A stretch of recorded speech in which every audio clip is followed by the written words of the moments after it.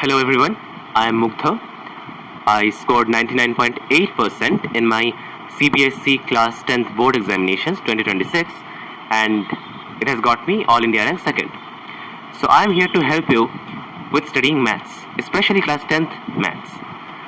Now the common question which arises is how to actually cover a chapter. Now the common mistake most students make is that they think I have done the NCERT, I have done some XYZ reference book and hence my chapter is completed. I am ready for my exams. No. I think that doing the NCERT alone and solving some reference book does not guarantee that you are ready for the exam.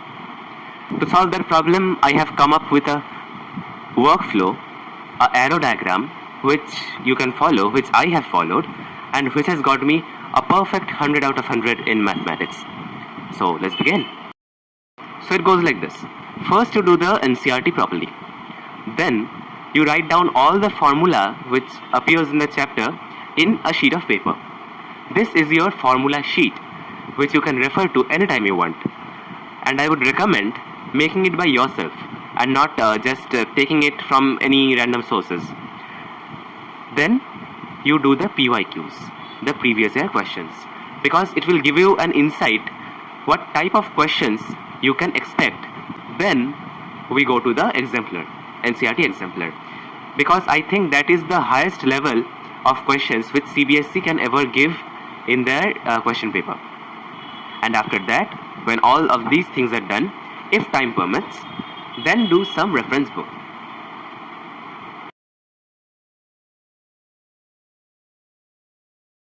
Now here are some other important points which I would like to share. The first one is, once you have completed the syllabus or a part of it, please take sample question papers and take your time of 3 hours, if possible 2.5 hours, solve the paper in that time. Because mathematics is one such subject in which students face this crisis that they cannot finish the entire paper in the given allotted time. So you should be accustomed with that time constraint and how to handle that pressure. Now the second is, make a habit of checking your own answers in the allotted time.